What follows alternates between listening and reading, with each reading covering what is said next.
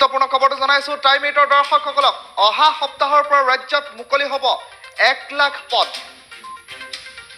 1 ছেপ্টেম্বৰৰ পৰা 1 লাখ নিবনুৱাক নিযুক্তি প্ৰক্ৰিয়া আৰম্ভ হ'ব ৰাজ্যত বৃহৎ নিযুক্তি প্ৰক্ৰিয়া ৰাজ্য চৰকাৰে আৰম্ভ কৰিব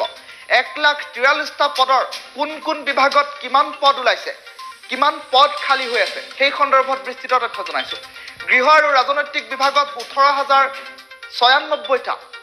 পদ ইতিমধ্যে খালী হৈ আছে স্বাস্থ্য আৰু পৰিয়াল কল্যাণ বিভাগত 9,353টা পদ ইতিমধ্যে খালী হৈ আছে হস্ততাঁত বস্ত্ৰ আৰু ৰেচন বিভাগত 334টা পদ খালী হৈ আছে এই সমূহ পদত অতি শীঘ্ৰেই দিয়া হ'ব নিযুক্তি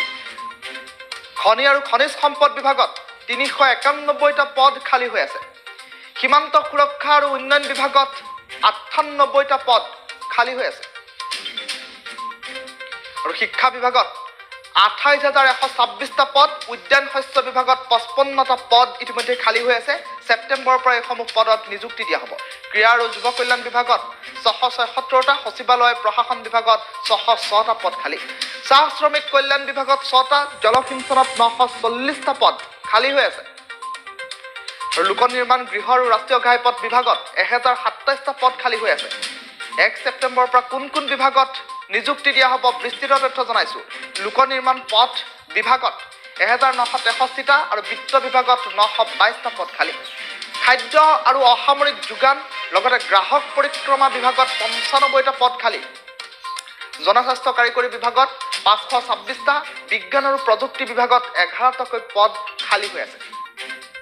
পঞ্চায়ত আৰু গ্ৰামোন্নয়ন বিভাগত 2,137টা পদ পাৰ্বত্য অঞ্চল বিভাগত 605টা পদ খালী হৈ আছে ইফালে পেঞ্চন আৰু ৰাজহুৱা উজৰ আপত্তি বিভাগত 2টা সংখ্যালঘু কল্যাণ আৰু উন্নয়ন বিভাগত 36টাকৈ পদ খালী দক্ষতা নিয়োগ আৰু উদ্যমিতা বিভাগত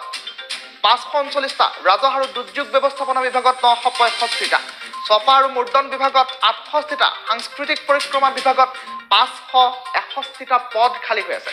সাধাৰণ প্ৰশাসন বিভাগত 830টা ভূমি সংৰক্ষণ বিভাগত 524টা পদ ইতিমধ্যে খালী হৈ আছে ৰূপান্তৰ আৰু উন্নয়ন বিভাগত 1240টা পদ খালী হৈ আছে পৰ্যটন বিভাগত 1044টা পদ খালী আৰু পৰিবহণ বিভাগত 1001টা চৰ অঞ্চল উন্নয়ন বিভাগত 20টাকৈ পদ খালী হৈ আছে এই সমূহ পদত অতি শীঘ্ৰেই দিয়া হ'ব নিযুক্তি ইফালে গুৱাহাটী উন্নয়ন বিভাগত 22টাকৈ পদ খালী আবকাৰী বিভাগত 453টাকৈ পদ ইতিমধ্যে খালী হৈ আছে আৰু 10টা বেটেলিয়নত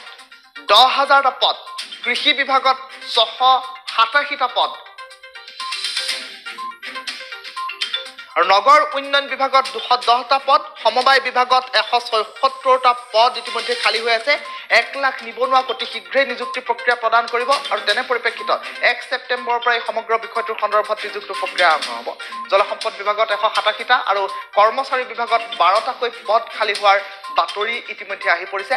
কোন বিভাগত কিমান পদ খালী হৈ আছে বিস্তৃত তথ্য জনাই আছো সমাজ কল্যাণ বিভাগত 470টা শক্তি বিভাগত 5,769টা পদ ইতিমধ্যে খালী হৈ আছে ছেপ্টেম্বৰৰ পৰা এই সমূহ পদত ইতিমধ্যে নিযুক্তি প্ৰক্ৰিয়া দিয়াৰ ব্যৱস্থা কৰা হৈছে ভৈয়াম জনজাতি আৰু পিছপৰা শ্ৰেণী কল্যাণত 348টাকৈ পদ খালী আৰু এই সমূহ পদত অতি শীঘ্ৰেই নিযুক্তি প্ৰক্ৰিয়া আৰম্ভ হ'ব ন্যায়িক বিভাগত 498টা পদ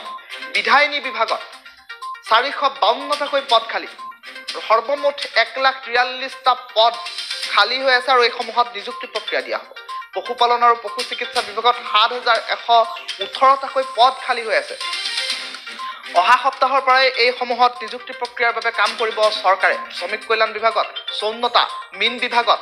168টা পদ ইতিমধ্যে খালী হৈ আছে